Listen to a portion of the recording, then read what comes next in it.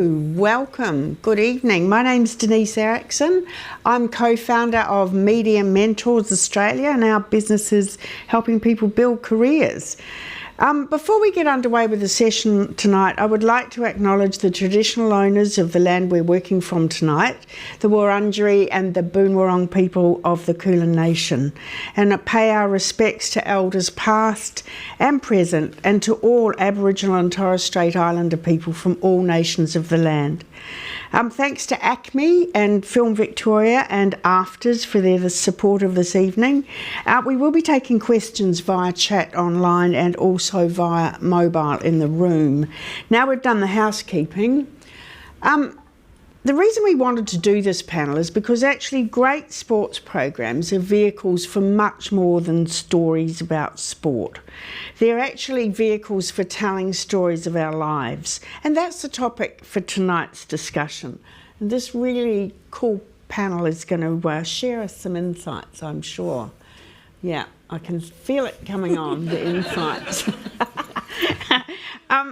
Joining us fresh from bathing as babies up in Brisbane is Adam Manovic, who's NITV's Supremo of Sports and Entertainment. And he's going to be talking to us about Over the Black Dot and Yokayi Footy, which celebrate Indigenous success and offer us an entree into a whole different world. I bloody love those shows, but we'll talk about them in a minute. Hello, Adam. Lovely to see you all the way from Brisbane. Thanks, Denise, and it's great to be here. Great. And on the far end there is Luke Tunnecliffe from Jam TV. Now, he's made 1,000 hours of sports shows. I mean, seriously, there's just not enough time in our lives. But tonight he's going to be here to talk about the brilliant documentary series Making Their Mark.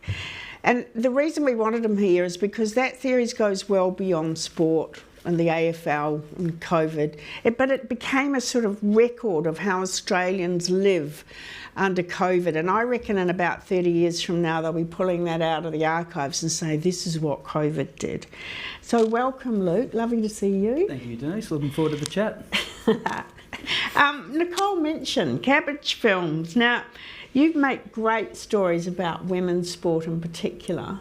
And again, your latest, I should have said Prime Amazon, hello. If you haven't got if you haven't actually got a subscription, just get it, because that's making all of these great shows. And the same with Nicole's show called The Record, which is not just a story of women playing cricket, but it also captures the emergence of women's sport into the mainstream. Finally, God, it's taken so long. Welcome. Thanks, Nicole. Thank you, Denise. Now, Sam Pang, he keeps saying to me, what am I doing here? Particularly because all of the people behind the scenes of his show are actually sitting up in our audience, and he's trying to swap places, but I'm not letting that happen. Well, it's called Meet the Creators. I didn't create the show. You create online stuff, you know. I mean, you create on-camera stuff, and that's why you're here. And also, you're here because I have to confess, I gave Sam his first TV job, and I've been waiting for years to get him to do a panel. So tonight's it. This is payback. He's never going to do another one. But he is going to talk to us about the glorious Front Bar, which, even though I don't really like football shows, I bloody love that one as well, and not just because of Sam, but I really like it. I'm blushing, Denise. Settle down. I didn't create that too well. You know that, don't you? I bloody know that, all right? Just get on with it, all right? But I mean, and I like it because, again, it sort of tells me about things like quinces and all sorts of stuff that's actually nothing to do with footy. And Sam is a major creator of those sorts of pieces of work on the show. I can just tell. Wouldn't have led with the quince thing, but that's fine. Very happy to be here tonight. Of course you are, Sam. That's the biggest lie you've told all night, but I'm sure others will follow. Now, if you want to send in questions, the number's up on the side screens there, and I'm not doing my emails. I'm not bored. I am just taking your questions. Right. Let's rip into this, because one of the things when we do these sessions, people love to know how you got into the business. Now, we don't have all night, and you've all got long careers, so we're going to keep this quite short. Adam, I'm going to start with you. Now, You always wanted to be in TV. I gather you even rented out a camera in high school. How come? What led you to that? I didn't just rent it out. I practically owned it. Everyone knew to come over to my place. I'm from Mildura, which, obviously small country town. I was the one who monopolised all the AV equipment at school from about grade 7 to about grade 10. So no one could get their hands on it. They went through me. I was pretty much the person who owned the equipment, and you booked it through me because I always had it. But look, I always just liked mucking around with equipment.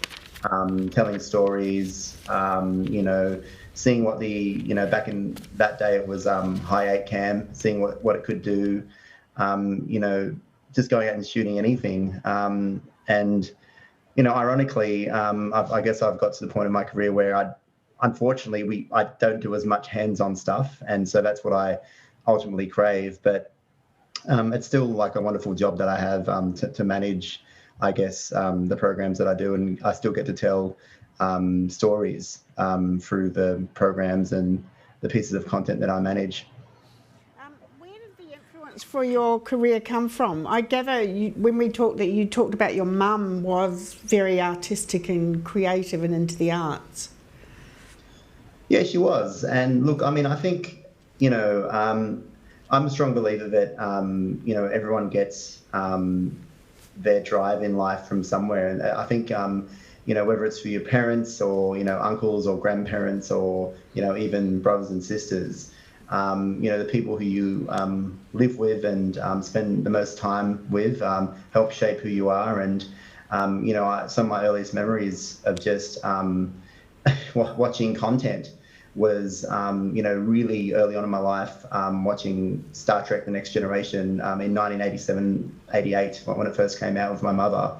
And, as you could, I guess, imagine, like Star Trek for a 4-year-old, it's pretty like, wow, what's happening here? So, it's just those types of memories that you kind of latch onto and you think, wow, I remember I had that bug in me to tell stories and to kind of, the way that I consume content, I knew I was consuming it in a different way because we would talk about it and we would relate it to our personal lives. And I think a lot of the people that, I know that are content makers, do consume content differently in that way. Did that answer your question? I kind of went off. Yeah, no, it's a beautiful, absolutely crystal clear. Thank you. Just warning you, my answers are not going to be good like that one. No, I know that. I agree. But that's why I put you last. So just shut up, all right? Coming to you. I've got a clip. It's beautiful, isn't it? I know. I'm going to talk to Nicole next, actually. Okay. Because you had a sort of similar thing, really. You went to the movies a lot with your parents when you were a kid, and you said to me you knew you were going to be a director from about year 6 or 7. I wanted to be, but I actually didn't know what a director was. That's all right, it's close. I knew that, so my parents, like Adam, did show us, we'd always get really excited about the latest mini-series that was coming on TV. They had 4 girls, and I think they just wanted to get them in the one spot at a time, and we would go to drive-ins and occasionally to theatre, sacrificing something else to go to theatre, and so it just opened up a whole world that I thought was really exciting. And to me, I knew I wanted to be a part of it, but I didn't, I thought director, producer, but I didn't really know what the difference was. But then you went to RMIT and did media studies? I did, yes. Did that help you with knowing what a director I've still got one subject to complete, actually. And I used to go back every year for enrolment, and this woman said to me, "You've been here since before Jesus was born." And that was the last year I went back to re-enroll. So I need to do, I don't know if I'll still get a chance to get my, to graduate. I did go to RMIT, and then I worked for Paul Cox. I got a part-time job for Paul Cox working for his film company, and you just walked into his offices and it just smelled of film. It was just so exciting. And I was hooked. I told him I wanted to be a director, and he said, everyone wants to be a director. That's true. That still applies, I think. So I think then I made the shift to producing, but going down that path. Well, you did it, and we're going to talk more about your work in a minute. Now, Sam, I know you were born in Melbourne. Is that right? You've done your research. Oh my God, I searched It's the like- internet upside, downside, and I could find bloody nothing You're like about Parkinson you. the way you've dug deep. Yeah, I was born in Melbourne. Yeah, and were your parents creative? Did you want to be creative? I mean, how did you end up? I mean, we picked you up in a bottle shop at 28 You gave as me I a job. recall. Yeah, I didn't have any grand plans of going into television or telling stories or being a director. Because you wanted to be a footballer, really, didn't you? I suppose, yeah, but that was early on. That was not going to work out. So, But you did play football. Come on, chop chop, don't let me drag the stuff out of you. yeah, I played football, but then it wasn't good enough, and so then You played under 19s for Collingwood and country football. I mean, come on. Is there a question here? What's the question? You're just reading out. Yeah, so I played kind of part-time football in my 20s, and then had a part-time job in the bottle shop, and then so instead of in terms of grand designs to television or anything like that, that wasn't there. But I was interested in radio, so I went down to a community radio station and started volunteering there, and then from getting a radio show, the producer of the show that you commissioned, ADBC, Paul Clark, he and his partner were listening to the radio, and so radio was my entry into television, if that was what your question was. Yeah, vaguely, it'll do. I mean, not as clear as Adam, but I'll live with that. Oh, well, I told you it wasn't But clear. funny you mention ADBC, because I might have found a clip. Because I actually think everybody needs to see Sam's first appearance on TV. Yeah, ADBC was a comedy quiz show based on history that was on in 2009. Yeah, anyone seen it? Yes. Yeah, you're about to. Can we play the clip and then you can talk about it? All right.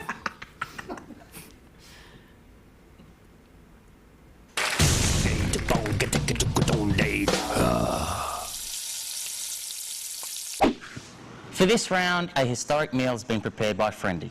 Friendy, what's our dish tonight? Bar. What does that mean? It's from the bar. Genius, Friendy. You Thank guys, how long did you rehearse that? 2 days. Come on. 2 days we rehearsed that. Stir it up. Right. Stir it up, have a sip, have a taste. Anna Karenina. Wow, how's it going so far? Is it just me? Am I getting cat food? It's a cat food cocktail. It's beautiful. I think this might actually be a cat, not the cat food. This is... What are... Oh, I don't want to... This is for 10 points. Can you tell me the key ingredients? Vodka and hate. Vodka is definitely one of them.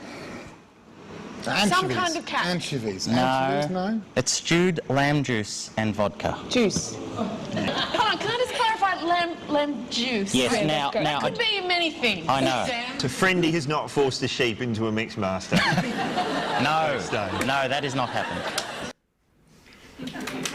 That's excellent. How do you feel watching that, Sam? I think I'd be better now at hosting it, but that was a big thrill for me. You know what I mean? You commissioned 26 episodes of that show, and They were bloody awesome too. I loved the ideas. I'm glad you said awesome. I thought you were going with it. Awesome. But I tell you what, I was very well supported, obviously by the amazing Paul Clark, but and whoever organised all the guests. That was Matt Preston, Celia Baquola, Tony Martin.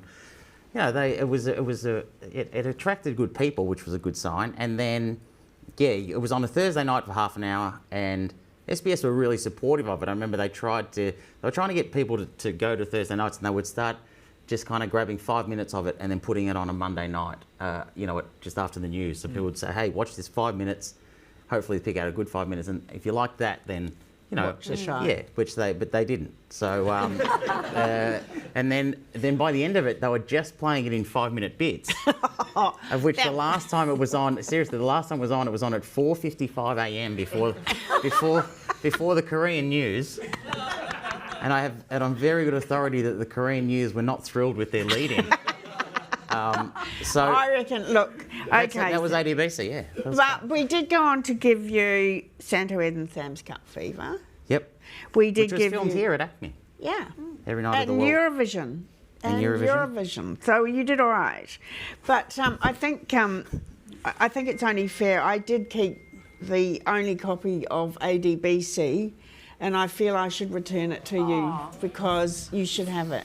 Just episodes 1 and 2. Yeah. Yeah, cool. That's enough. You get the idea of it by then, Sue. Yeah. So thank you very much. Thank you very much. All right, enough of the mucking about. I'm sorry, I just had to play that because it was bloody hilarious. But anyway, okay, let's talk about tonight's topic of discussion. You're not doing anything with Luke. Have you forgotten Luke? Oh shit! Oh, sorry. It's your fault. I told you should have had wine. We should have wine out here. It would have made. What odds that clip is going to be played on the front bar this week? I wanted to talk to you before Saturday. Now, there was no question you were getting a job in footy. You said you were Ivanhoe grammar boy, and you got an AFL traineeship straight out of school when you were 17. What does that involve exactly? Well, I wasn't nearly good enough to play AFL, so the next best thing was to try and get a job in it, and I lucked in and got a job at Collingwood and spent 4 years there in the coach's box, 2 under Tony Shaw and 2 under Mick Malthouse, so they were interesting times. Learnt a lot at a very young age, and yes, I certainly didn't have ambitions like the others, and from a young age getting into TV, I just fell into it. What was your job as a trainee? Football technology manager, which was interesting given I didn't really know much about technology.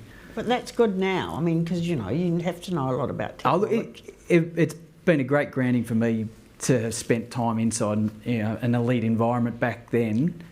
It's helped what I do now and have empathy for what the players go through and what happens behind the scenes. So it was a great job.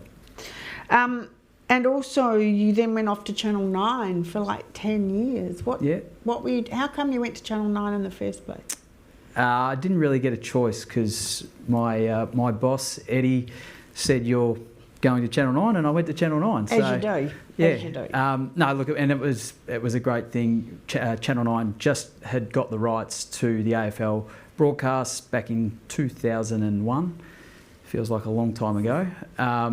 So we had 5 years of covering the game, which was fantastic, and we did all sorts of things. Did cricket, comm games. And Olympics, what role did you have then? Back then, I was the commentary box statistician. Back in the early days, so I had the great Dennis Cometti and Eddie and Gary and Dermot, and so look, big personality. So it was again an interesting learning experience. And so, when did you actually move into TV production then? Oh, well, at that point, okay, it was from 2001 onwards. Okay, cool. Okay, brilliant. So you've done a lot of radio as well because you've been with Triple M for 1,000 years, along with thousands. You're making me sound really old, Denise. I feel that way. No, you're just super speedy. Like you just churn it out. No, look, radio's another great environment, and Sam would attest to that. It's different than TV, but there's something about live radio as well where you don't know where things are going to go, and it's exciting. Yeah, cool. Well, we're going to actually talk to you first about, and the reason I left you till last was it's a nice segue. Oh, right, makes sense. Yeah, so I would have I was a bit. I'm pretty sure you just forgot. But Thanks, Sam. Yeah, I love you. I love your work. Okay. I do want to talk in all seriousness about Making Their Mark because I just think it's a brilliant piece of work. I've watched the whole series. I just absolutely adore it because I just love the access that you got. We're going to talk about that in a tick, but I'd like to play a clip first, please, from Making Their Mark.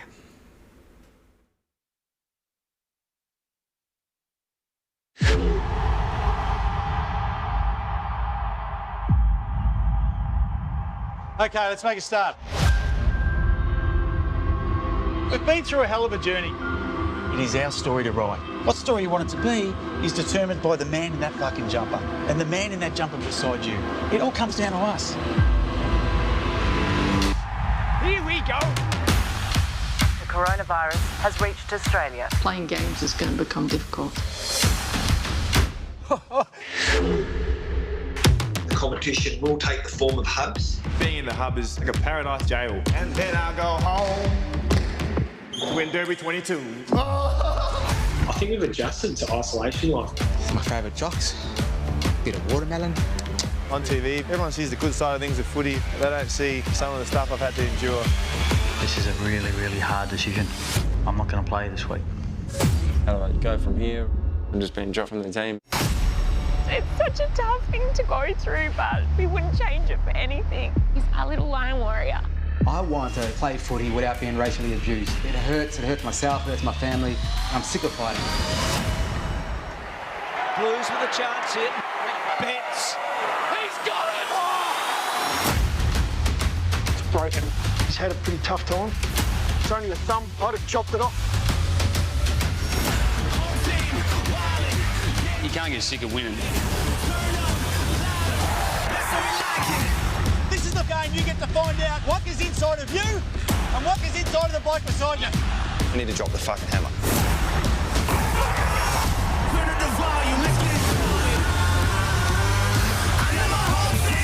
Would you like a goal? Nah, he said win. Win, yeah.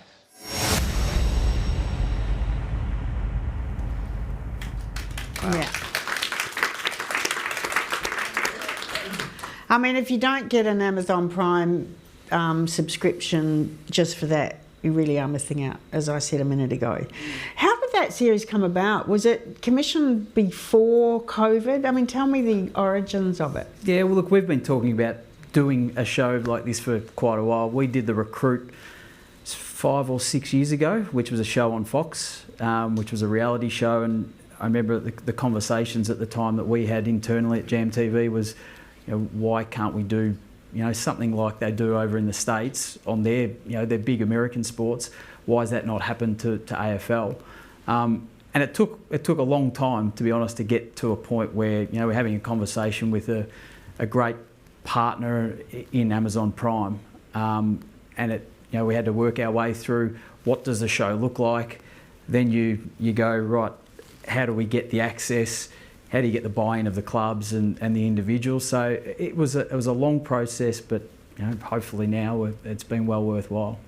Because how did you get the access? Because it's just extraordinary, being in people's houses, watching the COVID test. I mean, Eddie Betts, hello, he's hilarious. That COVID test was like, plus, the appalling racism that he suffered.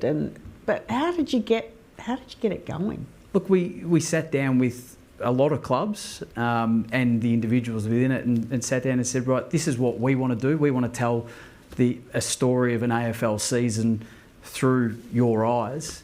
But to do that, you really need to give us everything. You need to open your doors and want us there. And there were a couple along the way that said, it's probably not for me or for our club.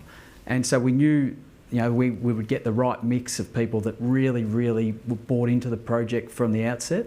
And you look at teams like Adelaide Crows; they were part of our series, and they were at the bottom of the ladder, and they'd been a closed shop for a long period of time, and pretty similar to the Australian cricket team. And 80 Brown's here tonight, who did the test on Amazon Prime as well, which is amazing access. Yeah. For a sport that had been traditionally a closed shop. Adelaide Crows were the same, and they actually said, we see this as an opportunity to open our doors, show our fans and the broader AFL community what we're about.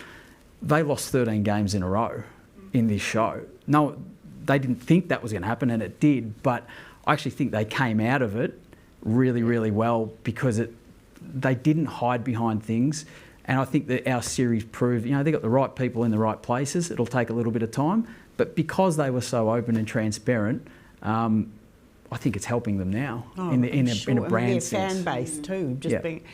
What sort of rights did you have to give them in terms of watching material? Were they able to say we don't want that used? I mean, in the very first cut process, we showed them what we would like to put, within an episode. More so just to ensure that there was nothing on whiteboards or any team secrets that we were going to give away. Amazingly, there's nothing that's on the cutting room floor that we would have wanted in. Wow. They were all, as I said, they'd all bought in. And there were robust conversations, no doubt. But we found what we think is is a pretty good balance and pretty good mix of the final product. How did it go during COVID in terms of filming it? I mean, you obviously had a crew, or how many people were involved? We had 154 people, and I'm up here tonight representing them. It was tough. We just had an amazing team of people who, wanted to tell an amazing story, and that story from where we were at the beginning of the process to where it ended was very, very different. And they had to adapt and pivot a lot throughout a season where at any one time we didn't know whether we were allowed to shoot, not allowed to shoot, jump on a plane. Look, we had crews that we sent up to Queensland for what was supposed to be 30 days, and they were there for 4 months. Wow. So, they've got families as well. So it wasn't just the players and the coaches. Our team had to basically buy in. So, and I think that's, in the end, I mean, as bad as COVID's been, I think it helped our final product, because it's, as you said before, it's a time capsule of a year that was unlike any other. Yeah.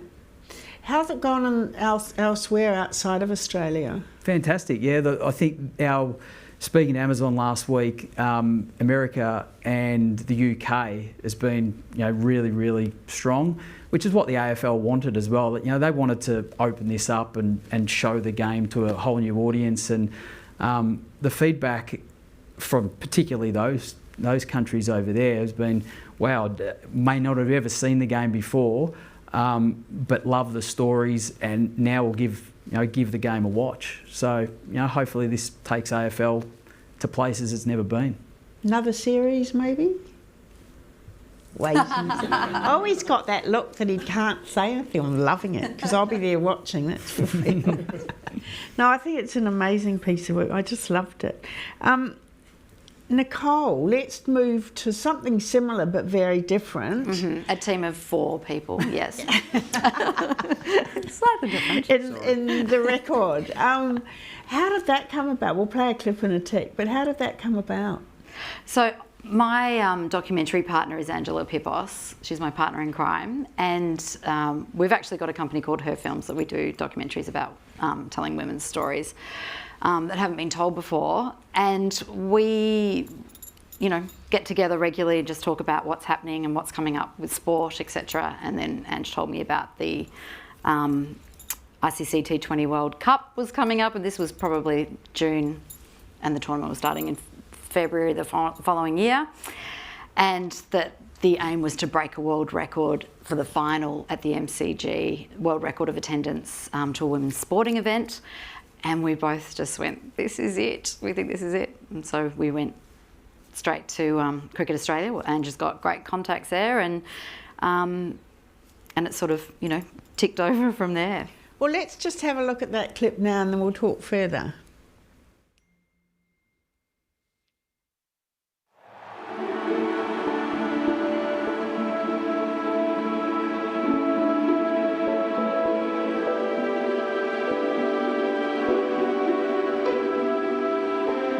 The biggest crowd we've played in front of is 5,000, and they're telling us they want to fill the MCG in a World Cup final. How are you possibly going to do that? Well, we're thinking big, aren't we? Welcome to the 2020 Women's T20 World Cup. We as a group have done great things for cricket, sport and women around the world. Australia are always the team that people want to beat. We're going to win this whole World Cup. If we can beat Australia, we can beat any team. Australia in deep trouble! I thought you just lost the World Cup. Gosh, are we putting too much pressure on all these players? We weren't invincible. That doesn't look good. We said we weren't under any more pressure than normal. I don't think there's been any extra pressure on us at all. We blatantly lied. This is why we all love sport. It's unscripted, the theatre. We want to be remembered as a team that is the greatest team ever. But I think more than that, we want to be remembered as a team that play with character and fight and spirit.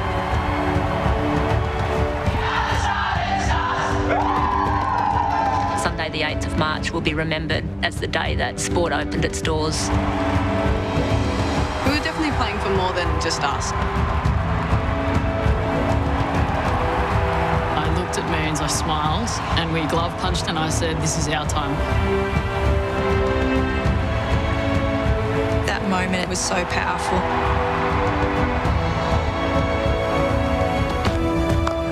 You'll never see better than that. It doesn't matter, male or female.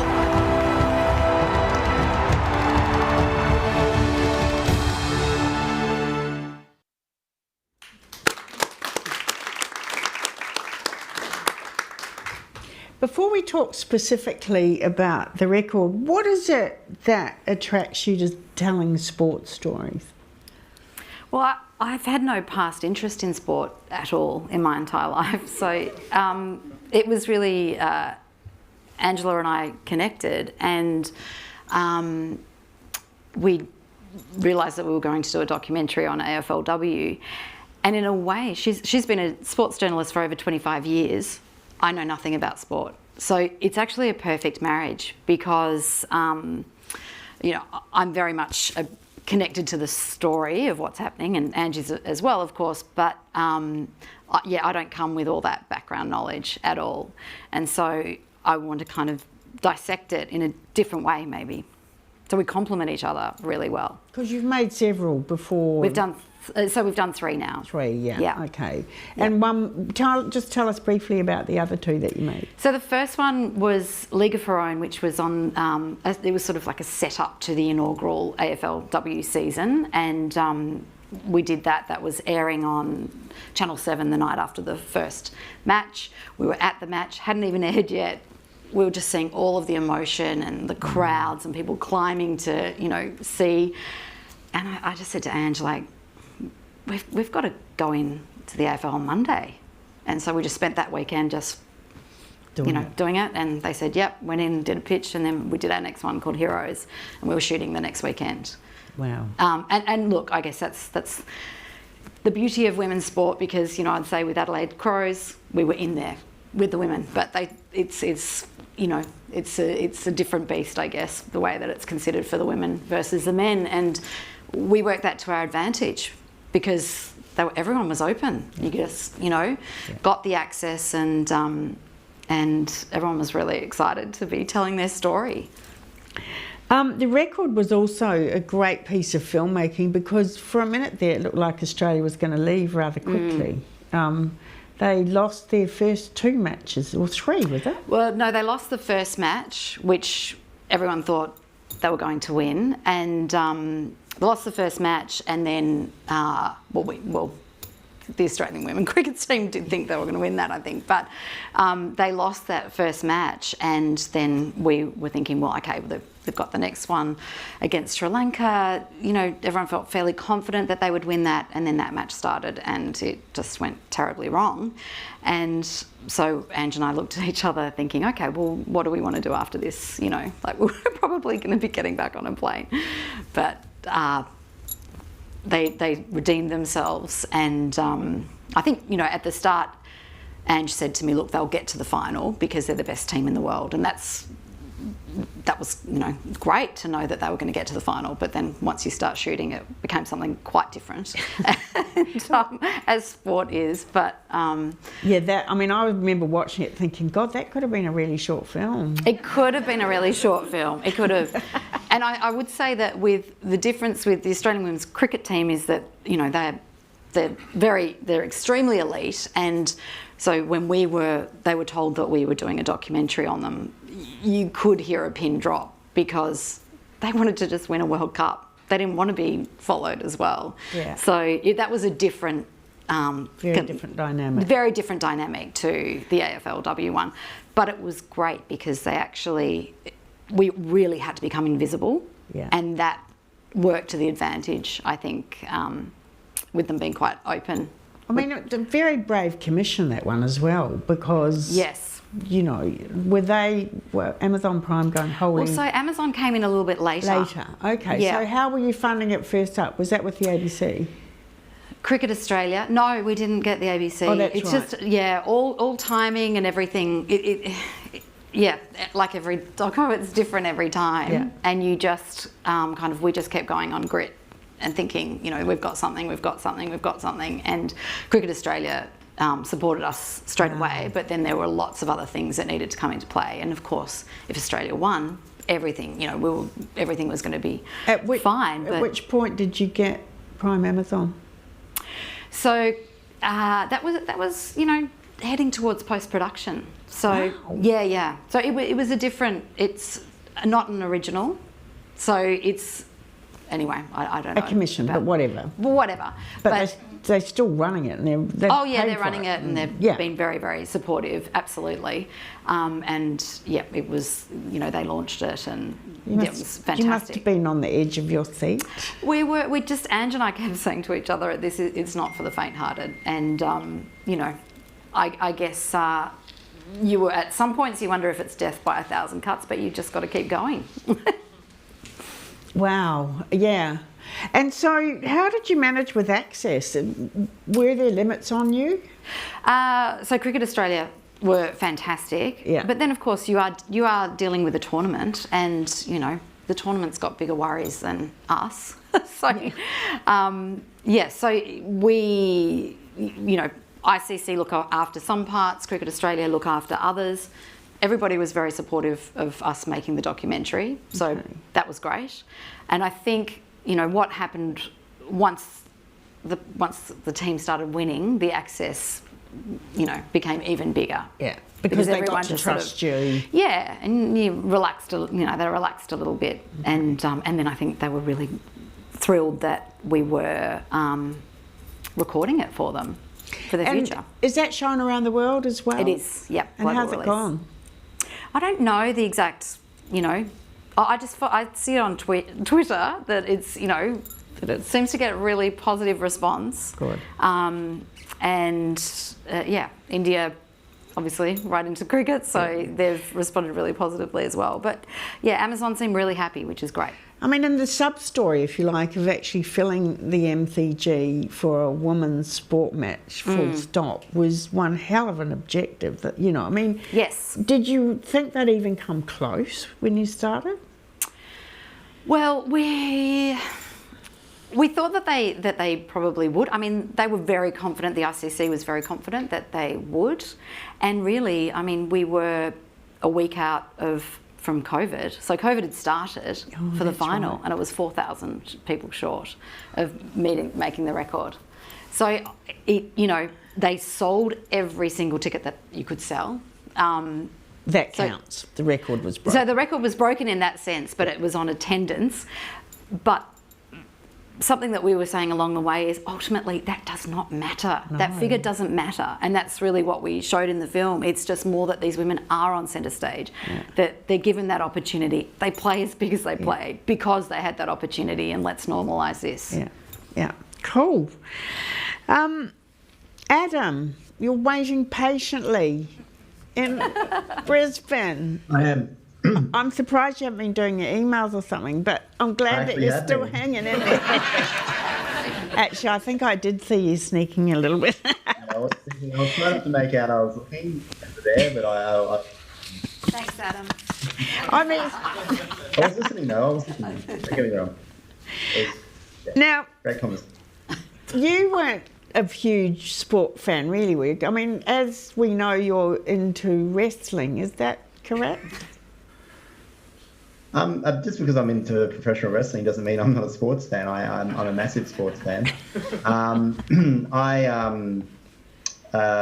Sorry, were you going somewhere with that? It sounded like more an accusation. No, I was just interested in, you're doing Sam. Have you been teaching him? You've got to have question marks at the end of all your words. There's no questions here. How come you are interested in professional wrestling, Ada? Yeah, that's how I heard it on my end. Probably because, for most of a professional wrestling fan's life, they're constantly defending why they're into this low budget, low end, male soap opera stuff, which is how it's seen in the wider world, the wider entertainment world. But yeah, why am I into it? Well, again, I think it's just I was watching it when I was younger, and something about it just caught me. Was it the outfits? Was it the larger than life personalities? Was it the physicality of it, because I do enjoy the physicality of it. I don't know. But something about it just grabbed me. It's a real hybrid kind of form of entertainment, and it has changed a lot over the years. It's a lot different now to what it was, say, 30 years ago or even 20 years ago. But in a nutshell, I just love it, and I think it's a combination of all those things I mentioned. So when you went to, because you were, one of the originators of Yokayi and Dot, yep. Did the wrestling shows sort of that you watched impact on what you thought you might do with those shows? It certainly, it's interesting, this line of questioning, because I do because I still, follow professional wrestling, and I still think about, I think about some things in terms of professional wrestling. So, like we're going to have a segment here. This person is going to have a go at this person because his team lost on the weekend. And then that person is going to find a defense and basically make a comeback. And so at its core, that's very kind of, that's professional wrestling thinking. But look, to answer your question, look, no, really, when it comes down to the actual practicalities, you can't go into a meeting and say, oh, okay, well, this person's the heel, this person's the face, and, et cetera, et cetera. But, it does impact my life, in many ways, and most of those ways I choose not to talk about, and now I have, so it's on record. Okay, I'll stop labouring that rather pathetic point that I just made. Let's have a look at the clips of both of your shows, and then we'll have a chat about them.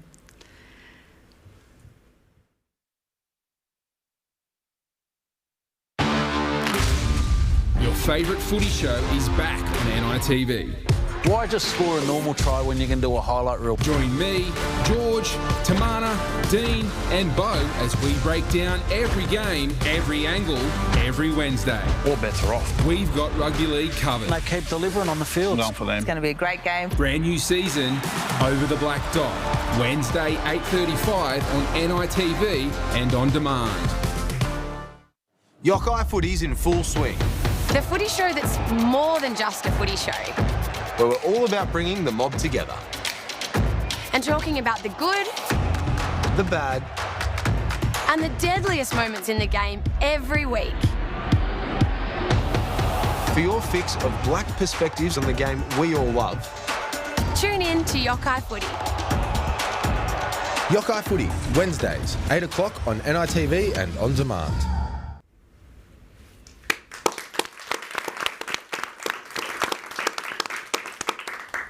Can you tell me about your thinking in setting up those shows? Why were they important to have on NITV? Look, football and sport in general are democratic things. And I think it doesn't matter who you are before you get onto that ground or before you even go to that ground to watch, who your heroes play football, rugby league or AFL, whatever the code you follow. It's a real democratic thing. When you get onto the ground, you're really equal. It's just how you approach the game, how you attack the ball. And, for a lot of Indigenous people, blackfellas, it was our first kind of real taste of having that equality with mainstream Australian society, a society that for so long, literally outcast us. You've heard about things such as Boundary Street, etc. Like these things are real. Like, we were on the outs of town, there were missions, etc. And one of the first ways we got integrated back into mainstream Australian society was through sport. And through that and through our obvious talents on the sporting field, we've become really passionate about sport as a people, and we've become, good at sport. So, in a nutshell, again, I think that sports shows, Indigenous sports shows that follow both NRL, AFL, or, we have a wide slate of sports on NITV. For example, the Koori Knockout is a yearly rugby league festival that is one of the biggest corroborees in the world. And last year it didn't happen due to COVID, but this year it's going to be back there on the New South Wales coast, Yuin country. you know, it's just one of our ways to spread our culture, to interact with wider Australia, and to show our excellence. One of the things that I enjoyed particularly about Black Dot is Bo Dela Cruz, and she does this fantastic segment where she's interviewing footy players while they're eating chilies. How did that idea come about? Well, I mean, to be completely honest, our producer saw something really similar online and thought that would be funny with Black Dots. So we did that, and Bo is great. Like Bo's, what you see is what you get with Bo Dela Cruz. Like she's an amazing sportswoman. She is she played international touch football. Extraordinary, like motor, like cardiovascular. She's just amazing, and she's now a mum, and she's still going out there playing knockout for the women's teams, etc. But yeah, deep down, she's like a real larrikin, and basically the producer well, the EP of the show that reports to me said, you know, this would be a great idea, let's do it. And I said, yeah, let's do it, because what's funnier than people really uncomfortable when they've got when they're eating spicy food. There's nothing funnier really when they're trying to put out have a serious interview and then also crying due to spicy food. So we thought that would be really funny, and yeah, it did work. Mostly due to Bo just being Bo. Yeah. What sort of response have you had from your communities about the shows?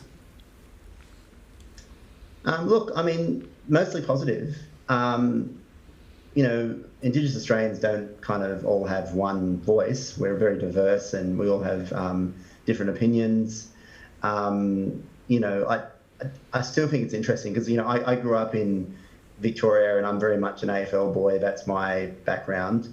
But since I've moved up to first Canberra and then Sydney, and now Queensland, I've really come to appreciate rugby league through going to events like the Career Knockout, the Murray League Rugby Carnival, which is the Queensland version.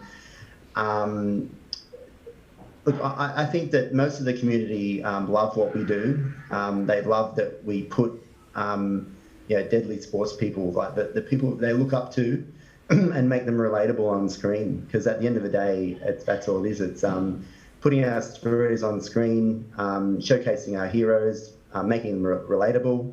And the other funny thing about it is it touches so many non-Indigenous people. There's a fellow, I travel a lot through the Sydney airport, there's a fellow that works in the Sydney airport, and every single time I go to that cafe in Sydney airport, he always wants to talk to me about As a Black Dot, because he knows I work for NITV, and he knows I'm, you know, a part of that show. And he's just a average, fifth generation white Australian. Yeah. But he loves engaging in that show. And so if that's not reconciliation, if that's not kind of, nation building in a very small way, I don't know what is. Yeah. And I have a similar response to him. It takes me into a world that, is different, and I love it, and it just shows me heaps. I'm going to play a clip now, which I found was one of the most moving moments of Yokayi. Could we play that clip, please?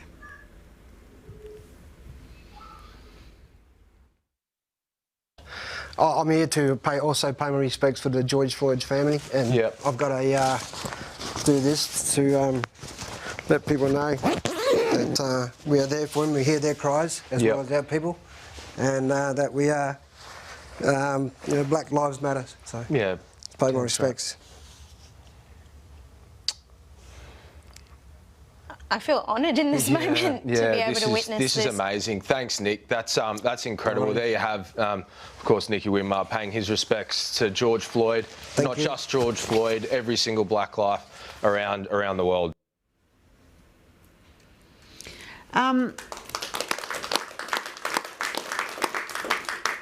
It was a hugely moving moment, and when I've watched some of the other Yokayi footies too, you're not afraid of, you pull no punches on contemporary issues. That was when Black Lives Matter was happening in America. How important is that to the show, do you think? Pull no punches. Yeah, pulling no punches on really contemporary issues for Indigenous Australians and non-Indigenous. But is that something that you factored into the show from the start? Yeah, it was. It was a definite editorial direction we wanted to go in. There's always light and shade because, you want to kind of celebrate and be positive, and it shouldn't all be doom and gloom. And I think sometimes, well, obviously pre-NITV, a lot of the reporting about Indigenous Australians was doom and gloom, and that's one of the reasons why NITV was set up to begin with, which was to counteract that. But at the same time, you got to be able to attack the issues that are prevalent front on, and sometimes those issues aren't all that savoury. And so what Nikki did there was just, I wasn't there that night. Obviously, the EP of that show is Carla Hart, who does a fantastic job. So special shout out to Carla, who's they're actually going into filming right now. That's right, because we did ask her to come and be part of the show, but she's working. Yeah. She films the show on Tuesday, and Black Dot does as well. But look, that was a spur of the moment thing from Nikki, in terms of he just got up that day and he had that show and he decided to come in and do that. And they asked the AFL and who co-produces the show with us, and Carla was all okay with it. It was a brilliant moment and very relevant, and exactly why a service like NITV should exist, to cast attention on issues such as George Floyd's. Yeah. Thanks, Adam. We'll come back to you in a minute for some audience questions, but Sam, now I know you're not creator of the front bar, okay? Well, that's good. I'm glad everyone else knows too. Yeah, no, that's right, because they're up there. I get one it. of the creators, Adrian Brown, who Luke mentioned before, he's actually here. You should just get him to... Stop, okay? Shush. I know it's hard. All right. But the reason I was keen to have you on the show was because I wanted to know, as a presenter, how you approach a new show like that, because you were there from the start. It started online, is that right? Yep, it started online. It was really Adrian and Mick Malloy, who does the show, and his brother Richard. It was their idea. They wanted to do a footy show, like by fans for the fans, or I don't really know what you should ask them, by the way. I don't really know that. And you're not getting out of this, so just shut up and carry on. I was there at the start, but I'd tell you what, the one interesting bit I found was that Mick was already working at Channel 7. I don't think this is out of school. He wanted to do this show, and I don't think there wasn't enough interest early on. They weren't rushing to buy. No, they weren't. Well, that's because Mick was involved, probably. But and he just said, "Well, listen, I still want to do it." And so he asked Andy and I and all the, everyone involved, let's just do it we did it at a pub in Richmond called the All Nations. Let's just film it. Let's just do it. And there was a relationship with the AFL website, and CUB came on board to just to cover costs, and we got to do it that first year. And I think it was popular enough on the AFL website. It was only in a 12-minute little block, and it was good to have that first year where we just rolled up to the pub. We had to wait for long lunches to finish. Punters would just come in and out, but we got it. So it was quite guerrilla. But then I think it was important that we could just show Channel 7 what it looked like. And then after that first year online, they picked it up, and we were coming on late after a Friday night, but we were getting to do the show that we wanted. And you've done really well, in terms of figures. So, as a presenter, why did you leap on board that show? Well, one is I wanted to work with Adrian, and I wanted to work with Mick, for different reasons. But so when they both asked me, it was an easy. When you're a presenter, it's just just want a job. So it was fine. I was happy to say yes, but also it was good because finally there was the subject matter I was comfortable with. Yeah. So in your wisdom, you decided to put me in charge, involved with a show with history, which I know nothing about, a Eurovision song contest, which I know less about, and then Santo, Sam and Ed, with Well, you did know something about. I liked the game. I didn't. Santo and Ed did a lot of heavy lifting. You didn't know a lot about football, did you? No, football / the world game, and not as much as the other two. So I felt comfortable with the subject matter, which I think may probably that was the first time in your career. For the first time, yeah. No thanks to you. That's what I was going to say. So I think one of the things I like about the show is that it's a sort of generation removed. I guess, I love going down the pub in England, and it feels like I'm going down the pub with you guys. How do you guys prepare for this show? I mean, are you mates genuinely, or do you... Purely work colleagues, Denise. Yeah, I can see that. No, we're There's not good a lot friends. of Good friends. Yeah. Good friends, and I think that helps with the on-air relationship. It's the same with the producers. We're all friends, so I think it makes it easier. It's not, you don't always get that choice, but in terms of prep, well, yeah, I think there's the idea that we do just rock up and have a few beers. No, I don't think that's the case. So yeah, everyone I'm sure in this room or in the industry would be aware. There's a lot of meetings that I hear about. I don't really go to them all. I can't go to them all, Denise. But no, it's a big team, and so we get together on a couple of days beforehand. Then obviously show day's a big day, but there's Adrian's here tonight, but then there's 2 other producers that are here that are full time, and they're part of 10 or 12, 15 or I don't really know all their names, but there's a lot of work. I know it's not 154, it's more than 4, and it's a big.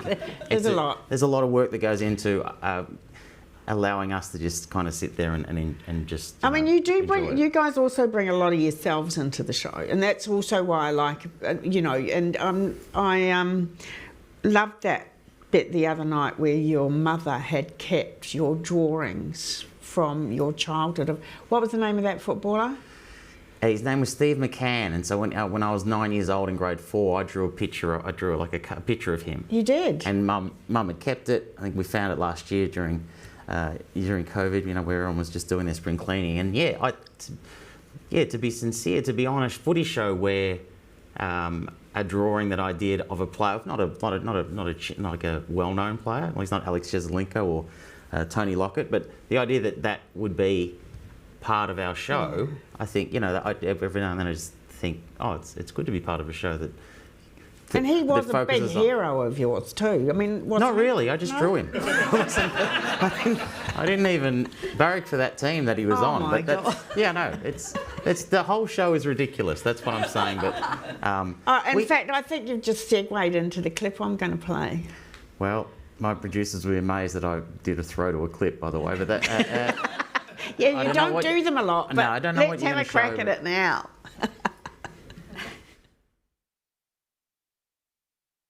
I got a sense, seriously, that there's a lot of pressure on the doctors now. Yep. And I think that a lot of injuries will be brought on by a very poor first half. You know what I mean? Like the first half, all of a sudden. A lot of people actually share that view, Sam. Yeah, well, I don't say anything original. Yeah. They're dishing out the medical certificates pretty easy. I mean, next time I want to take a sickie, I'm going to one of those doctors. They're unbelievable. But once again, the AFL have followed our lead. We're all ready to go. If clubs exploiting the medical sub rule, it's not something we would do, but we are prepared. We are prepared in case one of us goes down. Well, not just one of us, by the way. If the big dog goes down, we are ready with our medical sub. Matt Preston, there he is, ready to go. Have a look at him. There you go. Hey, given the way this segment's going, you could be required. I might be going down, and we'll get you off that quickly because it looks like you could have a heart attack. You ready to go? Yeah, ready to go. Yep. If Mick puts his foot in his mouth, can't get out, I'm ready. Oh, well, that's good. We know we won't keep this long. We know there's a cannon that you need to be fired out of. But, what are those pants? What are you wearing? It's marquee. Marquee pants. I think you're like. I wouldn't have been applauding that one, but anyway, that's fine. Adam, you can get back to your emails if you want, mate. No, it was like what goes round comes round. That's why I did that, really. Well, it was interesting to see Matt Preston, who was on the ADB. Yeah, well, that's why I did it. Yeah, right. I'm trying well, Denise, well done. You did. You but I did also played that because I love the sort of weird ideas that come up on the front bar, and that was a weird idea. Was that yours? Well, it depends if everyone liked it or not. We love it, Sam. We love it. No, I think once again it came out of one of those meetings where you didn't go to. Probably wasn't at it, but yeah, Mick's at that meeting, and there's we have a couple of great writers as well involved in ideas, and the best producers too are like creative producers. You know what I mean? So we've got we've got at least 3 of them. So. Well, that's perfect. I mean, what can I say? You've been an absolute legend, all of you. I mean, I've got a couple of questions from the audience, and then there'll be some wine and nibbles. Oh, do you like beer? That was my question. That came in via text. Oh, yeah. Esther I wouldn't take ownership of that one if I was you. Sam if he likes beer, because you have to drink it all the time. Yeah, it's real beer. It's a working bar, you know what I mean? So like I said, it started in a bar, and then when we went to Channel 7, that set that they built, that's a working bar, and it's real beer. And I think people sometimes think we don't drink that much, but it's like during the breaks, they are topped up, you know what I mean? They don't, because they don't want the beers looking... Are you looking a bit paralytic by the end, or are they the no % what? No, we don't like the shows that go too long. We've got to keep an eye on that. Can I ask, do you drive to work? I do drive to work. Okay. I don't always drive home, though. Yeah. But yeah. Oh my God, I love this. Now there is a question. I'm glad you do, by the way. That's at least there's one. I'm having a ball. I'm not sure about anybody else, but I'm having a laugh. Okay, I've got a question here to Luke. You're off the hook, Sam. How did you go about budgeting and planning on what to shoot and what not to shoot? Zane wants to know that. In terms of, like, when your budgeting must have gone completely out the window when you shot Making Them Up. We've actually got our line producer sitting in the front row today, Alison Kenter, who had to put up with that. Yeah, as I said earlier, like, things changed. So, you had to pivot really quickly and make decisions, and when you're flying people all around the country and putting them up for extended stays, it was an interesting budgeting process. Yes, Alison did an amazing job. Now I do have to ask, what's your next big show? Because you told me I can ask that, and it's bloody huge, and I'd love to know. Look, it's a show that we've been involved with now for a couple of months, and it's a great thing for the state of Victoria, that given the state of COVID overseas at the moment, particularly in America, they're looking for outlets over this side of the world to do shows, and CBS and 3Ball management over there came to us with a new show that was green-lit by CBS, which is a primetime dance show. Not football. Brand new format over there, and it's going to be their tentpole show, I think towards the end of this year on CBS in the States, and they couldn't make it over there. So we right now are about to embark on doing it out here, and we need to employ somewhere in the vicinity of 250 people to do that show, and it's going to be done out of Docklands. So it's I think it's a really good thing for Victorian production that overseas companies are looking to come out here, and there's been a lot of movies out here. Yeah. Hopefully, things like what we're about to embark on over the next couple of months means that there's more jobs and more opportunities for people over here. And I hear you've got half America in quarantine in Sydney at the moment. We do. It's been an interesting process, but no, it's good. It's really exciting. Okay, cool. Thank you. Adam, last question. Get away from those emails. Come on, I need you. Chop, chop. What's on that? Like, what is NITV looking for? What's coming up next in your area? In my particular area, the biggest thing that's coming up is NAIDOC. So the National NAIDOC Awards, we broadcast every year in July, and that's a SBS network priority. So it's across the entire network.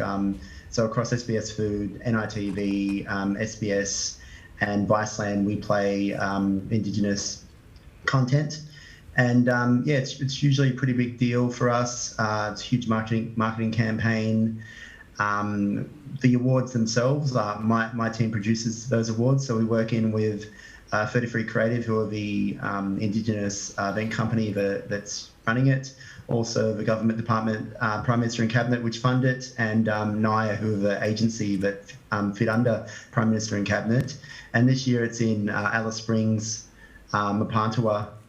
So that's where we're having the ceremony, and it's a big deal yearly for us. So that's probably the next big thing for us. But we're doing stuff all the time. Yeah.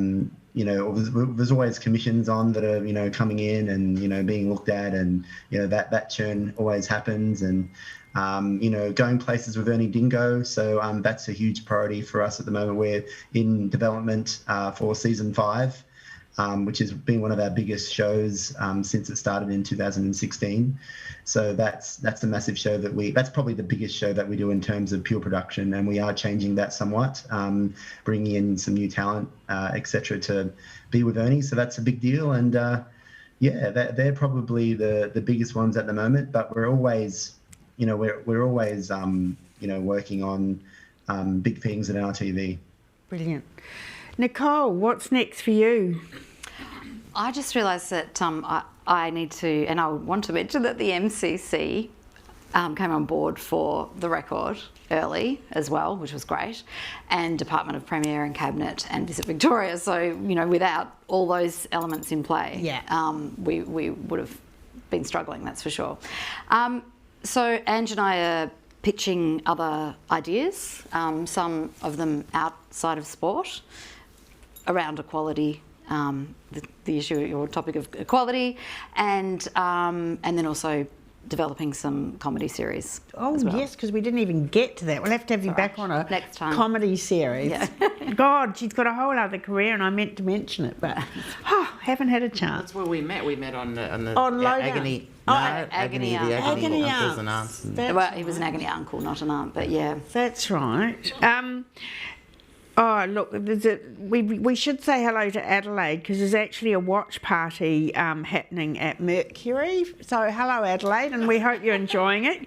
Great panel.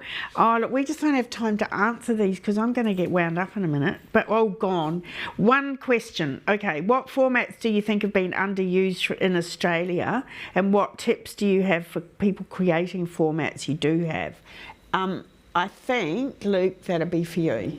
I was going to ask Sam, but he'd just say comedy I'm not quiz here shows on history. I don't think they've done enough.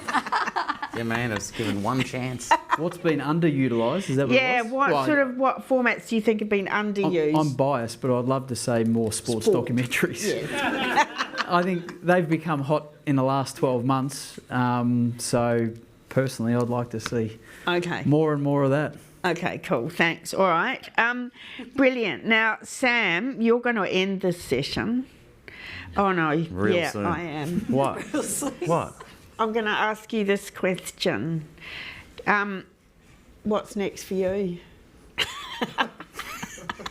What's next for me? Yeah. What other shows? Like you were on. Look, you were everywhere, mate. Like you were on Fisk the other night on ABC Comedy. What else are you working on? How can you be? Come on, chop.